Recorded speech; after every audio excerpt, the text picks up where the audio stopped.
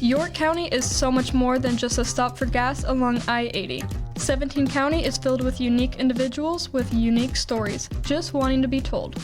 Welcome to another episode of 17 County Podcast, where we spotlight the people, projects, and progress powering growth across our region. From business expansion to community revitalization, we bring you behind the scenes of what's shaping our future. We're proud to recognize the organizations that make this podcast possible. A special thank you to the dedicated stakeholders investing in local impact. Central Valley Ag, Clutie Incorporated, Overland Ready Mix, Collins Aerospace, Meade Lumber Company, and Perennial Public Power District. We're also grateful for the continued support of our financial stakeholders, Henderson State Bank, Midwest Bank, and York State Bank, who help drive business sustainability across the county. Empowering innovation and reliability behind the scenes, we recognize K-Junction, OPPD, and Nebraska Public Power District. Your support fuels the stories we share and the future we're building together. Now, let's get into today's episode. Sheryl Canales is the director of the foster care program at Epworth Family Services, where she leads a team committed to providing safe, stable, and nurturing homes for kids who can't live with their biological families. Under her direction, the program is not only ensuring trauma-informed care and strong coordination with caseworkers, it's actively working to recruit more foster parents across Nebraska. If you've ever wondered what the foster care system really looks like or how you might be able to help, today's episode will leave you informed, inspired, and ready to take action. So thank you so much for joining me today. I really appreciate it, and I'm excited to learn from you. I guess, first of all, walk me through your background. What really brought you to the field of foster care in the first place? So I have a background, my degree is in social work. I am not native to Nebraska. I moved here from Texas a couple of years ago. And in Texas, I did work for Texas's version of CPS as an investigator. On that side of it, I worked with some really great foster families with some children that I had in my caseload. So when I moved to Nebraska and I found Epworth was hiring, I was really confident in that I wanted to come on the other side and work with the families and the children to help them find normalcy, stability, love. I mean, there's so much these foster kids need, just physical things. So that was the big thing. What brought you to Epworth specifically? To be honest, they were hiring. Yeah, No, fair. No. Epworth is a small agency. They've been around for over 100 years. Started out as a orphanage and then moved to like a group home setting. And then 2017 is when we switched to the foster care, having foster families. I think their mission is very good in the fact that they want to help families, but they also with hope and compassion and just to help them with that focus. It's very close-knit, very family-oriented. That's a big thing that I really like about it. Yeah, absolutely. Your line of work is hard. I mean, you guys see a lot of different things. So what keeps you coming back? What motivates you to go to work every day? When I get to see a child be reunified with their family, or when I get to see a child that's been lingering in the system for several years finally find that permanency in being adopted or a guardianship. Just seeing the youth who make it to the other side and are thriving, I think is, and then I work with some amazing foster families. So just meeting the amazing people that work in this field. So you have to have a big heart. Yeah, it's not easy, I'm sure. So if you kind of take a step back and look big picture, let's talk about just the foster system in Nebraska in general. How would you explain it to someone who's not familiar? How does this work? Okay. So unfortunately, DHHS conducts investigations on families and there are circumstances that it's not safe for a child to remain in that home or with that caregiver. So in those instances, that is when the child is removed and then we are looking for a foster home to fit them in. So foster care doesn't really differ from any other state. All the states are the same. Sure. Nebraska, or like all the other states, we just have a huge problem with drugs, mental health issues within the families and stuff that aren't being taken care of that leads to children not being safe and having to come into care. So I guess from just once again, large scope, big picture, what does Epworth do? I mean, where do you guys come in? What is your role? So we come in the fact that we license and support foster homes. Epworth, we're a smaller agency, so we have fewer families, but that is also a strength for us right now because we know our families. We know what their strengths are, what youth with what needs would best fit into that family dynamic to make it work for the long term. We're also there for them to give them support. It's nothing for a foster parent to call me in the evening, just a vent for the day. You know, maybe something happens and they just need to talk through it. So we're there for them that way. That's a big part of supporting a foster home. It's just listening, going into the home, helping them with hands-on on maybe how to deal with a temper tantrum or a behavior. But that's how we're in. I mean, we're in the home once a month, minimum. Sometimes we're in multiple times a month. Resources, we're helping them with resources.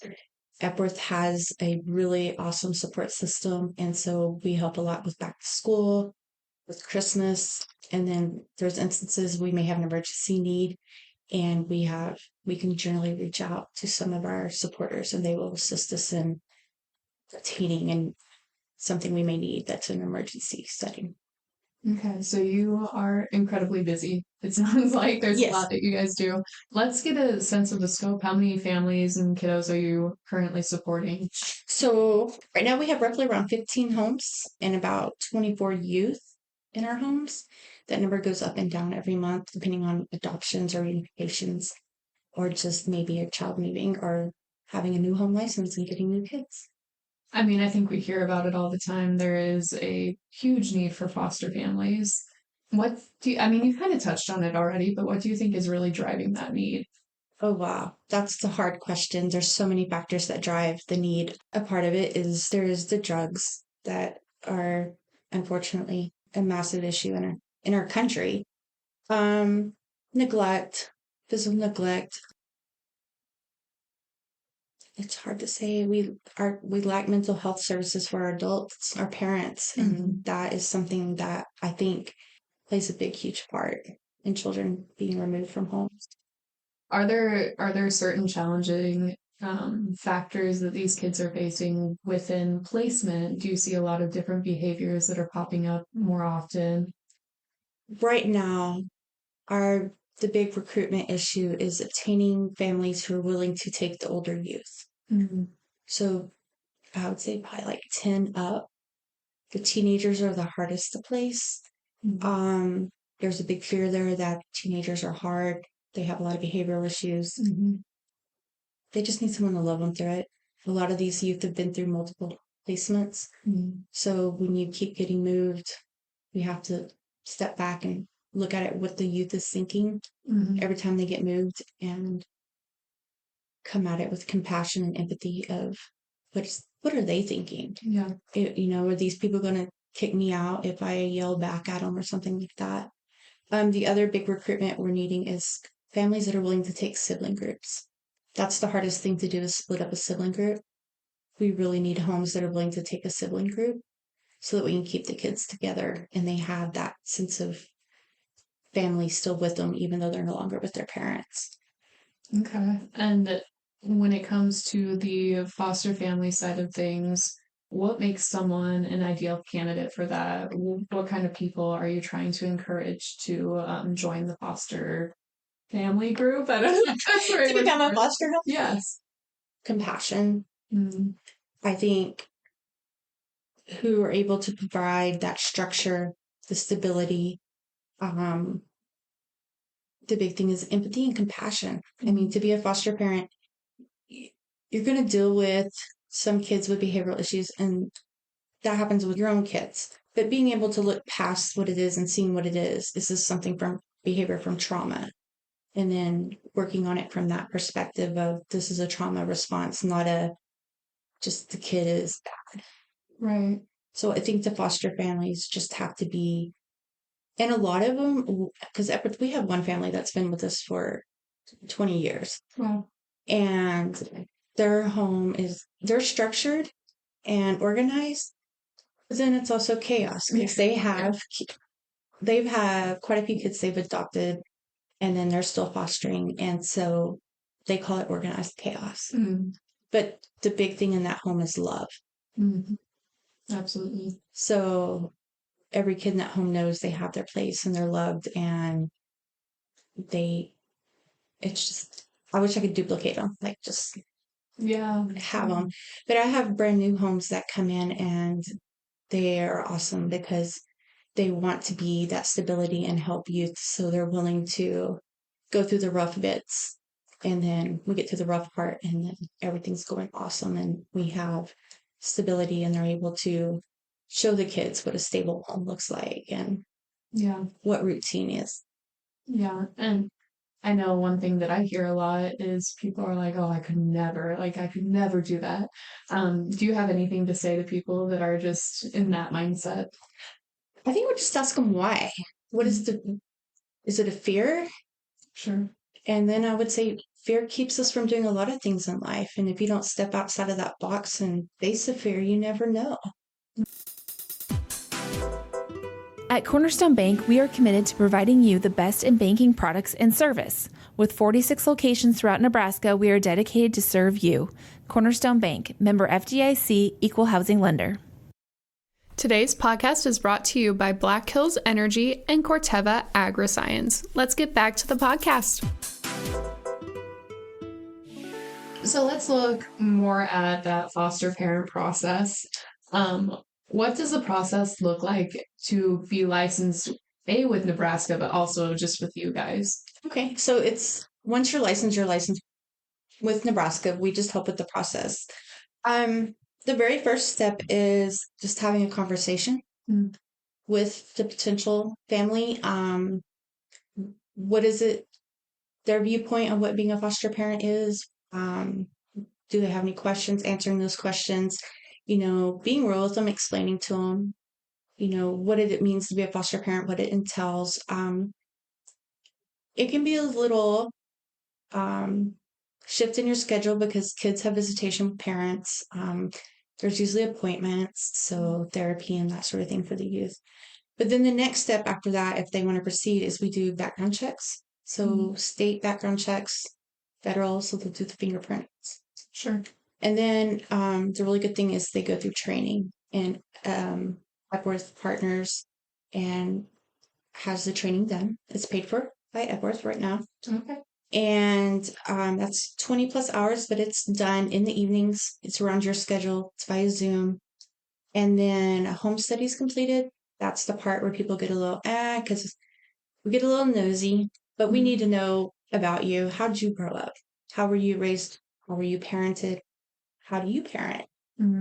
That helps us see, one, identify strengths in our foster families, potential foster families, maybe where we might have to work with them a little bit more in a different area if they lack experience or something like that. So they do the training, they do the home study, and then everything's submitted to the state, and then we get a license. Okay. So, go ahead. I was going to say, it can be a little time consuming. So usually, I'd say the quickest I've seen it done is 90 days. Okay. And That's then not too bad. No, and then some of them, just because of life, they may not be able to do the training as quick as others, so maybe a little bit longer. Okay. And so obviously there's a good amount of training that goes into it. What does that training entail? What does that training look like? Trauma-based. Okay. A lot of the training is trauma-based, explaining child development, how trauma affects child development. A lot of the ethics and rules, like with being a foster parent. So the regulations, like in regards to discipline, confidentiality, that sort of thing, is a lot of it. But the biggest thing is it's trauma-informed care, understanding, how abuse and neglect has affected the child and what that may look like in parenting the child. Okay. And when it comes to placement, so a kiddo is placed with you, what does that process look like? Is it more hands-on at the beginning and then you guys kind of take a step back, or what does that look like? So when a child is placed in the home, we're in the home doing paperwork. There's a lot of paperwork. But then we're working with the foster family because the first few weeks may be going okay, but then there may be some behaviors that pop up because the child's got comfortable or something. So then we're in the home, but we're working with them on those issues. We're in the home once a month minimum, no matter what. Now, if a child has special needs or behaviors, we're in the home more often. But when we're not in the home, we're always on the phone, text, email. We're in communication anytime something comes up, a question, or, hey, this happened. How would you handle this? How do you expect me to handle this behavior? And so it's not like we drop them and run. Yeah, right. We're there. Even like a foster family that's been doing it for years, some of them, we may just only talk to them a few times a week, just check-ins with a text message or something or phone call, and then the monthly home visit. And then, but they may get a new placement that's a little bit different, and we're in there a little bit more. And part of licensing is every 2 years you renew your license. Okay. So in that 2 years, you're also doing additional ongoing training each year. So 12 hours of training a year. A lot of it we provide provide resources for that training. A lot of people work in careers to where the training they have to do for their work will also can go to their ongoing training for licensing. Okay. That's kind of neat. Neat It how is, works. especially like people who work with schools. Yeah. So anything dealing with those children. Interesting. Very cool. So let's talk about all the good things that come out of your line of work. Without naming names, of course, don't put any specifics, but do you have a success story, something that you really like to think about on those hard days? So, and this is recent. We had a youth who had been in the system for quite a few years, finally obtained adoption. Oh, amazing. And all the home visits that went on, and it was a teenager, and they're gruff, very few words, just meh, whatever, I'm tired of you, I want you out of my life. And I get it. But when we went to the adoption hearing and seeing the smile, the first genuine smile I've seen on this face, and I was just like, this is it. This is why we do it. Oh, that's neat. That's so cool. So successful placement, what does that look like in general? Structure, loving, a loving home, routine, a family who's willing to accept someone into their fold and treat them just like any other part of the family. Those are the best homes. Yeah. There's not that division within the family life of, oh, that's a foster child. No, that's another youth in our home that we love and we care for. Right. So let's say that there's somebody who maybe isn't ready to take that step into being a foster family, but they still want to advocate. They still really believe in the mission of what Epworth does. What can they do? Can they become involved in any way? So one of the things that we also look for is what we call respite providers. So that's somebody who maybe just was willing to keep the kids for a couple nights to give a foster care home a break. Sometimes emergencies arise in our foster homes and, they're looking for childcare. So being a respite provider is a really great thing to do. Within Epworth, I would think a person could do is help. It's like we're always looking for donations, hygiene products, school supplies,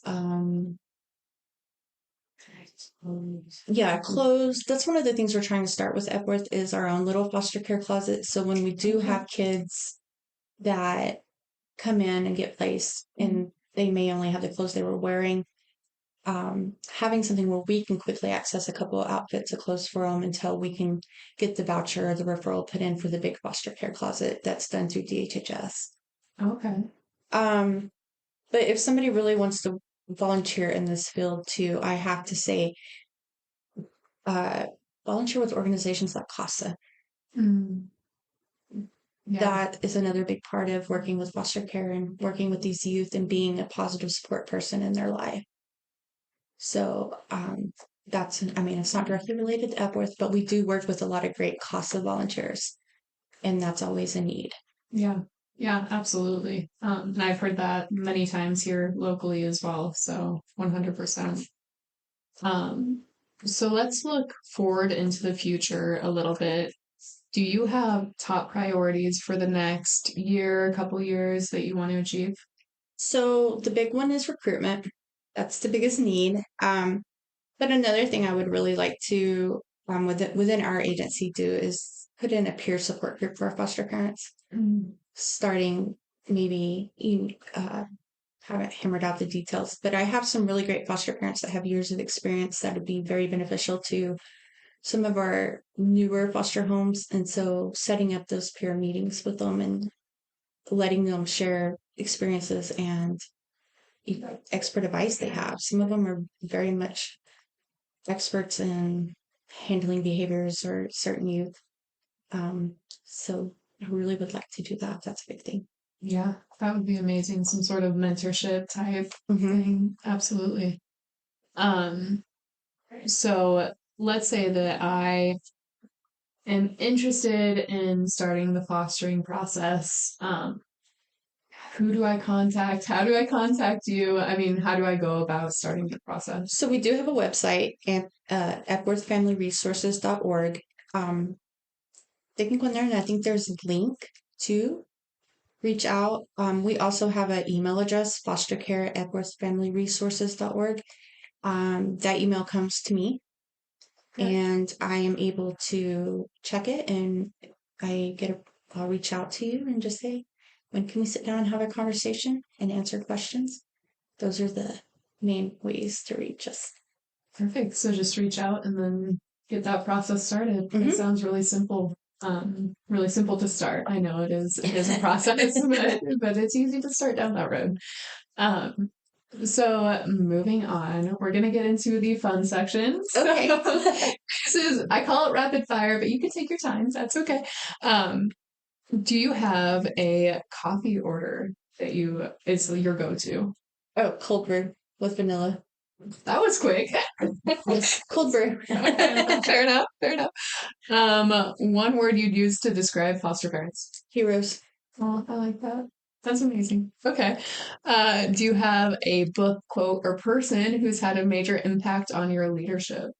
That one's a hard one because looking back at all of the times in my life where I was at a crossroad, I can think of there was always a person that impacted me there in my decisions and how I got to here. So I could have easily gone in the foster care system myself as a youth. So I look back at all those teachers, family friends who were positive supports that helped me make better choices and end up where I am now. Yeah, absolutely. A favorite way to decompress outside of work? Read. Yeah. Okay. I like to read a lot. Occasionally I'll go fishing with my husband, but I don't like the hot, swampy air. Fair. I'll read while my husband fishes. Yeah. Yes. Do you have a favorite genre? I'm putting you on the spot, but I like historical fiction. Oh, okay. Okay. We might have to talk after this. One thing that you wish more people understood about kids in the foster care system. They're not bad kids. They just need love and structure. Yeah.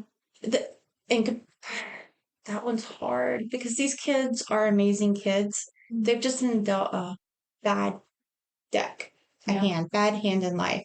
And they need someone there to help them navigate life with the hand they've been dealt. That's what I was lucky to have growing up. And I think that's what's made me be where I'm at and where I am at now. So I want other kids to have that opportunity because unfortunately foster kids, according to statistics, will end up homeless in prison. Mhm. So we need to step up Yeah. and be that person for a kid. Yeah. Meet them where they're at and just help them through it. Yes. Absolutely. Well, thank you so much for your time. I know I learned a lot. I'm sure that they've learned a lot. Once again, if they want to get into contact with you, how do they do this? Foster care at epworthfamilyresources.org. Perfect. Thank you so much. If you're listening to this and you are interested in becoming a foster parent, advocate, whatever the case may be, feel free to reach out to them, reach out to us, and we can put you into contact with them too. So thank you again. Really appreciate it, and I can't wait to see what's next. Thank you. That's a wrap on another episode of the 17 County Podcast. As always, thank you for joining us to explore the business leaders, community champions, and transformational efforts shaping our regional economy. A final word of appreciation to our stakeholders: Central Valley Ag, Clutie Inc., Overland Ready Mixed, Collins Aerospace, Meade Lumber Company, Perennial Public Power District, Henderson State Bank, Midwest Bank, York State Bank, K-Junction OPPD, and Nebraska Public Power District. Your investment doesn't just support this podcast, it strengthens York County's momentum in innovation, growth, and long-term resilience. Until next time, stay engaged, stay informed, and continue supporting the businesses and partners that make our communities thrive.